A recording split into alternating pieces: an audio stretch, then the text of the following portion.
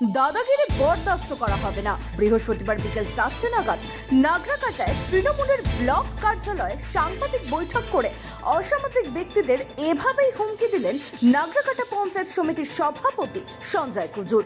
উল্লেখ্য, প্রতি শুক্রবার নাগরাকাটায় হাট বসে। অভিযোগ, সেখানে কিছু অসামাজিক ব্যক্তিরা হাটের জায়গা বেচে দিচ্ছে, এমনকি অনেককে সেই জায়গা ভাড়াও দিয়ে দিচ্ছে।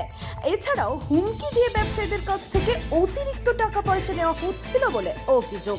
রীতিমতো বিরক্ত হয়ে গত মঙ্গলবার মালবাজারে এসডিওর দ্বারস্থ হয় হাট ব্যবসায়ীরা। এরপরই ব্যবসায়ীদের সাথে বৈঠক করে বিষয়টি মিটিয়ে নিয়ে বৃহস্পতিবার বিকেল 4টে নাগাদ সাংবাদিক বৈঠক করে অসামাজিক ব্যক্তিদের হুমকি দিয়ে অসামাজিক কার্যকলাপ বন্ধ করার বার্তা দেন। এদিন ঠিক কি বললেন পঞ্চায়েত সমিতির সভাপতি সঞ্জয় কুজুর, শুনে নিন। ব্যুরো রিপোর্ট, সবার খবর, সব সময়।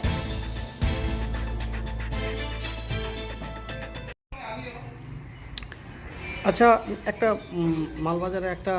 মালবাজারেরই হাটের কিছু ব্যবসায়ীরা ওরা একটা এসডিওকে ডেপুটেশন দিয়েছিল। ওদের বক্তব্য মানে অ্যাকচুয়ালি যে টাকাটা নেওয়া উচিত সেই টাকার থেকে বেশি টাকা নিচ্ছে, এমনকি ওখানকার জায়গাও নাকি বেচে বিক্রি করা হচ্ছে, এরকম একটা অভিযোগ এসছে। এই নাগরাকাটা হাট পঞ্চায়েত সমিতির আন্ডারে এই হাটের মধ্যে এইসব গণ্ডগোল চলছে, কি বলবেন?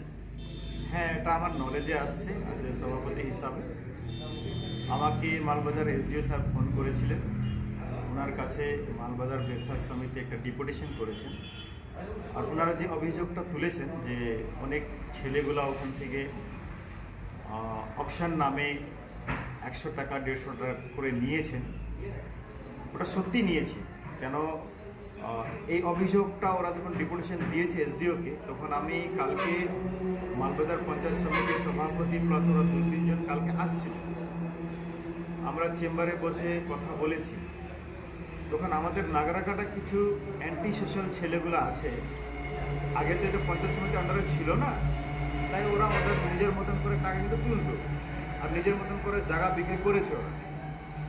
এখন তো পঞ্চায়েত সমিতি আন্ডারে চলে আসছে, প্লাস অফিসিয়ালি আমরা একটা টেন্ডার করে কিছু ছেলেরা টেন্ডার ভরে নিয়েছি।